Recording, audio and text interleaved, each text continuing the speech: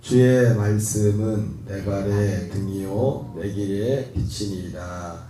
주의 의로운 규례들을 지키기로 맹세하고 굳게 정하였나이다.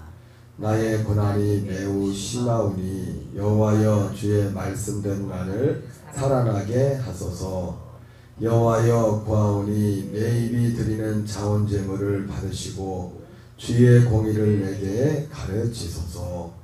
나의 생명이 항상 위기에 있사오나 나는 주의 법을 잊지 아니하나이다. 악인들이 나를 해하려고 올무를 놓았사오나 나는 주의 법도들에서 떠나지 아니하였나이다. 주의 증거들로 내가 영원히 나의 기업을 삼았사오니 이는 내 마음의 즐거움이 됨이니이다. 내가 주의 율례들을 영원히 행하려고 내 마음을 기울였나이다. 아멘.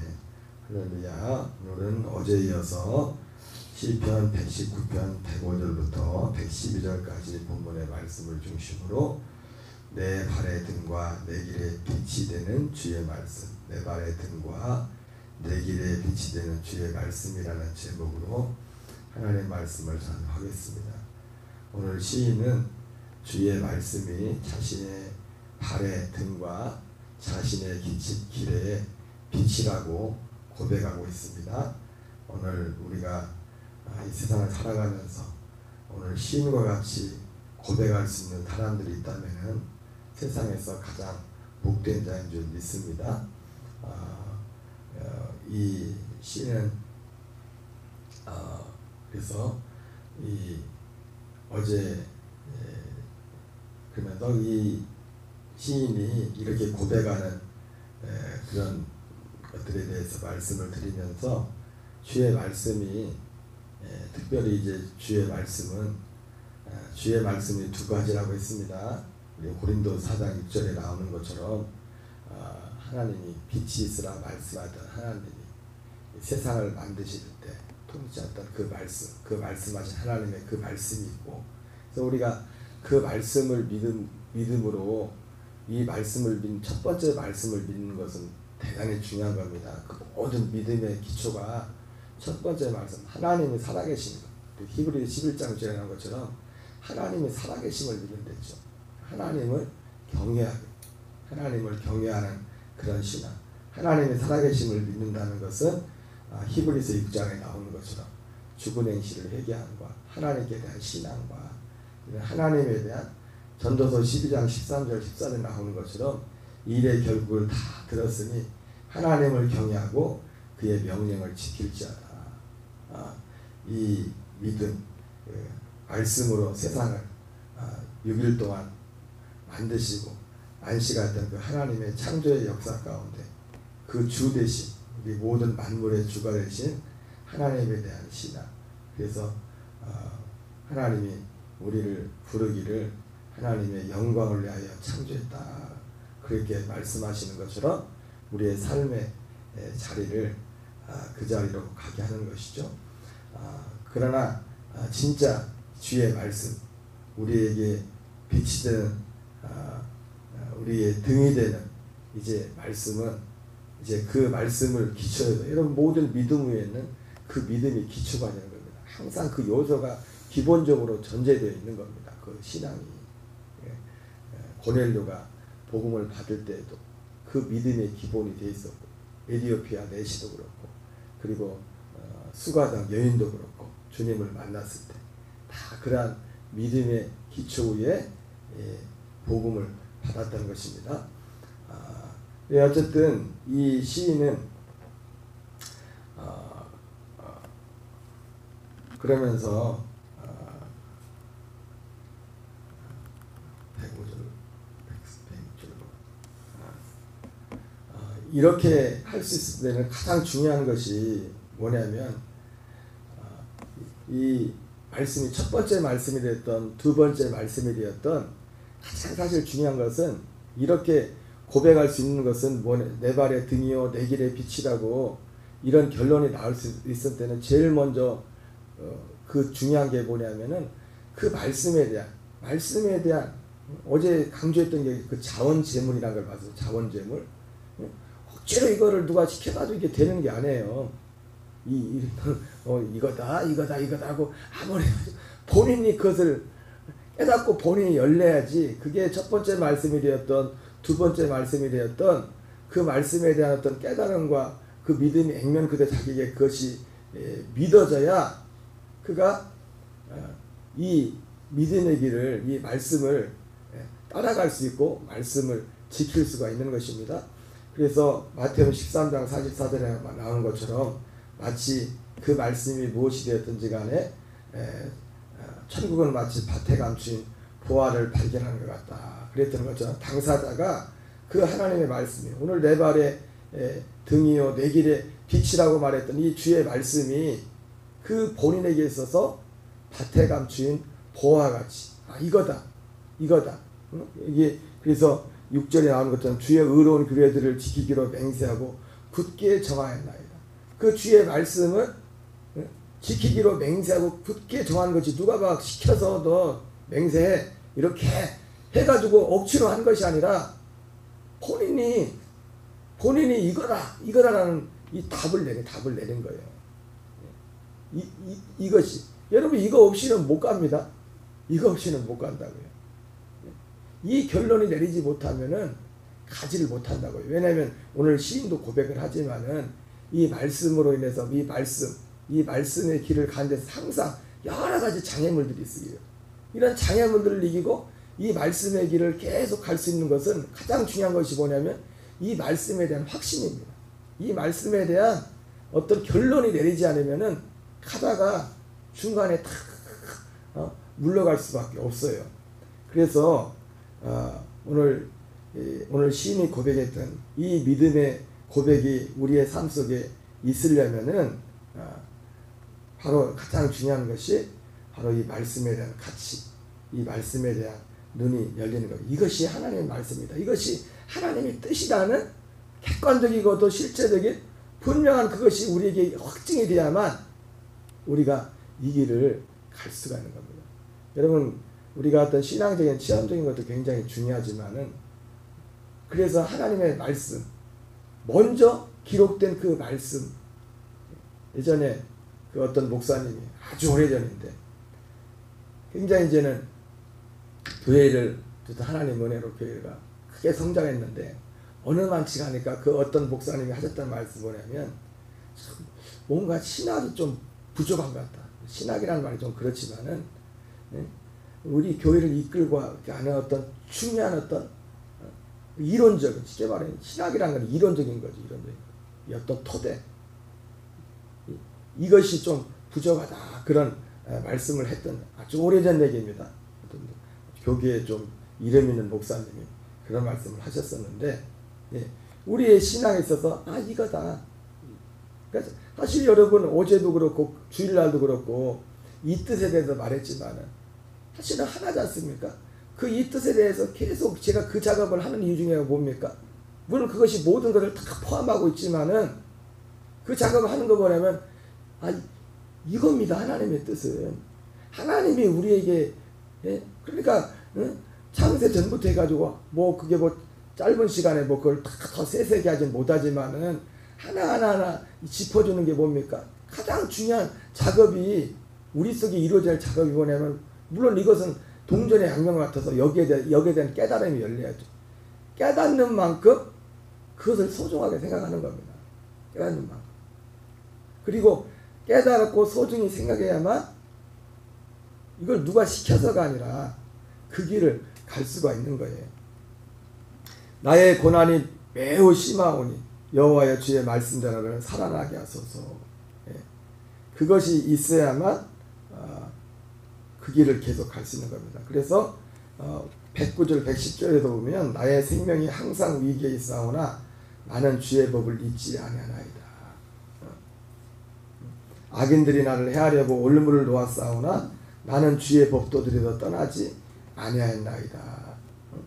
이 시인이 이 주의 말씀이 내 등에 내 발의 등이요 내 길의 빛이라고 고백했을 때 결과적인 것이고 이제 그 삶의 이제 그 가운데서 그 삶을 살아가고 있는 것인데 그가 그렇게 될 수, 그 주의 말씀, 그 주의 말씀이 말씀의 길을 그렇게 갈 수 있었던 것은 그런 어떤 말씀에 대한 것 가치와 그런 결론이 있어. 그렇기 때문에 생명의 그 생명이 위기에 있었사오나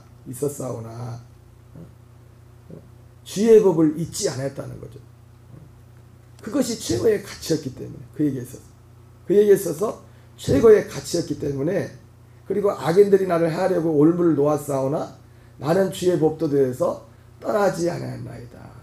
특별히 109절에 보면은 나의 생명이 항상 위기에 있사오나 이런 표현이 나오는데 이걸 조금 이 육신의 생명을 말할 수 있겠지만은 여러분 이 시인이 물론 이거 구약이지만은 우리가 이 진리 가운데서 이 말씀을 비춰볼 때 우리가 살고 있는 우리가 이 세상이라는 존재 자체가 나의 생명, 이 생명은 그냥 육신의 우리의 어떤 자연적인 생명이 아니라 거듭난 하나님의 아들의 생명이라고 했을 때 이 세상의 존재 자체는 그 하나님의 생명을 위협하고 있죠. 그죠? 생명은. 그게 씨 뿌리는 비유에 나오는 거예요. 씨 뿌리는 비유. 그 생명, 우리의 생명을 위협하는 두 가지 요소가 마태복음 13장에서는 고난이라는 것이 있고, 고난으로 인하여 말씀을 이 기쁨으로 말씀 받았지만 이 말씀으로 인하여 고난을 당할 때 넘어지는 자요. 고난이라는 것이 우리의 생명을 위협합니다. 우리의 생명. 단지 우리는 이 생명이라는 것이 육신의 생명, 우리는 육신의 생명만 생각하지 않습니까? 그래서 다 무엇을 먹을까, 무엇을 마실까, 무엇을 입을까, 다 그러잖아요. 근데 사실은 그런 걱정 자체가 뭐예요? 육신의 생명에 대해서 걱정하는 그 자체가 결국은 또 뭡니까? 우리의 영의 생명을 사실은 위협하는 거예요. 육으로 살기, 영으로 살지 않고 하나님의 아들로 살지 않고 육으로 살지 않고. 그리고 세상의 재리의 유혹, 그 재리의 유혹으로 말 넘어지는 자라. 이 넘어지게 하는 것. 이 말씀을 듣고 깨달아 결실하게 해야 되는데, 그래서 사실은 이 시편 오늘 119편에 나오는 이 시인이 105절에 고백했던 내 발의 등이요 내 길의 빛이라고 고백할 수 있었던 건 뭐냐, 이 사람은? 그걸 다 이긴 겁니다. 이긴 거예요. 자기 생명을 위협하는. 우리는 항상 위기에 있어요. 항상 위기에. 육신을 갖고 있는 항상. 그래서 항상 우리가 이 생명의 위기가 있기 때문에 사도 바울은 이걸 알았기 때문에 어떻게 했어요? 나는 날마다 죽노라. 그리고 항상 우리 예수님 나라의 죽음에 우리를 넘겨주는 항상 위기예요. 우리가 항상 위기에 있어요. 항상 위기. 그러나 걱정할 필요 없습니다. 어떻게 보면 항상 위기겠지만은 이 하나님의 아들의 생명 안에 들어온 사람은 사실 이미 끝난 거예요. 그것과 그럼에도 불구하고 그래서 근데 나는 주의 법을 잊지 않아야 돼. 항상 위기겠지만 주의 법만 기억하고 있으면은 우리는 이길 수가 있어요. 이미 이겼고 사실 이겼고. 악인들이 나를 해하려고 올무를 놓았사오나 나는 주의 법도들에서 떠나지 않았나이다. 주의 증거들로 내가 영원히 나의 기업을 삼았사오니 이는 내 마음의 즐거움이니이다. 이 시인이 105절이나 112절에서 이렇게 고백할 수 있었던 것은 이 과정을 다 거친 겁니다. 그 중에 가장 핵심적인 것이 뭐냐면 이 말씀에 대한 눈이 열린 거예요. 이게 가장 이것이 생명 같다. 내가 어떤 대가를 치더라도 이 말씀을 버릴 수가 없다. 그 결론 가운데서 말씀이 일단 말씀이 열리면 그 깨달음과 그런 것들에서는 시간이 걸리면서 더 깊어지고 넓어지는 것은 있겠지만은 사실은 그 말씀이 그것이 깨달아지고 정말 믿어지면 사실은 어떤 면에서는 다 끝난 거예요. 사실 어떻게 보면 시작이 뭐라고 해요? 시작이 반에 한 것처럼 내가 주의 율례들을 영원히 행하려고 내 마음을 기울였나이다. 그리고 우리의 마음을 기울여야 됩니다. 주의들을 결국 누가 마음을 기울입니까? 사람은요, 제가 항상 하는 말이지만 누가 억지로 한다고 하는 게 아니에요. 내가 가치를 느끼는 것에 자기가 투자할 수밖에, 시간을 투자하든 뭘 투자하든 어디에 마음을 기울여. 여러분 다 사람들은 마음을 기울이고 있습니다. 어딘가에 마음을 기울이고 있다고요. 그 기울이는 건 뭐예요? 그게 자기 자신은 그게 제일 가치 있다고 생각하기 때문에 거기에 마음을 기울이는 거예요. 마음을 기울여. 여러분 어떤 사람이 오늘 시인과 같이 주의 말씀은 내 발의 등이요 내 길의 빛이라고 고백할 수 있어요? 있습니까? 어떤 유명한 사람 아니에요. 마음을 기울인 사람. 마음을 기울인 사람. 하나님은 공평합니다. 예수님은 얼마나 공평하냐? 예수님께서 마태복음 12장에서 그 12장 후반부에 선지자 요나의 표적에 대해서 말하지 않습니까? 우리 안에 물을 만드는 요나의 표적. 우리 안에 우리 안에 성령, 성령의 생수의 역사가 있게 하시는 예수님의 십자가의 죽으심과 부활, 이거 표적이라죠. 표적. 우리 안에 표적. 그러면서 예수님 이 말씀을 다 마치고 나서 예수님이 제자들이 와가지고 그러죠. 예수님 어머니가 밖에 있습니다. 이렇게 말을 해요. 그때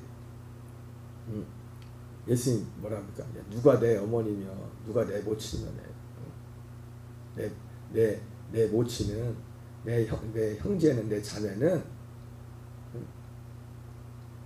하늘에 계신 내 아버지의 뜻대로 행하는 자가 내 형제요 자매요 모친이다.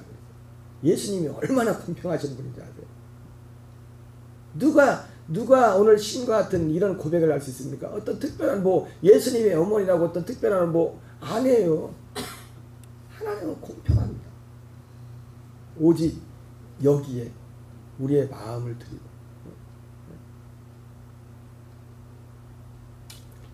누가복음 11장에 보면은 그런 말씀이 나오죠.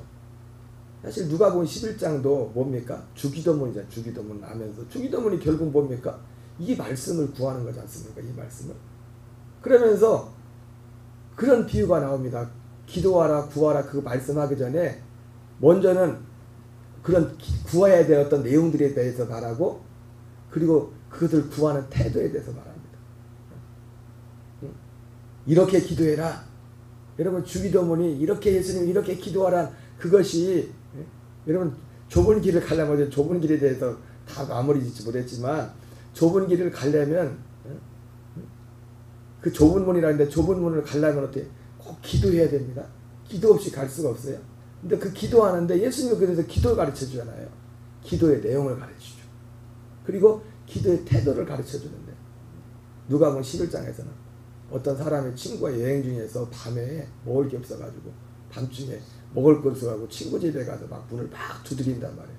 막 문을 두드리니까 친구가 나와가지고 먹을 걸 줘요. 아유 나 귀찮아. 우리 애들하고 다 잠들었으니까 내려와봐. 그렇게 하지 않고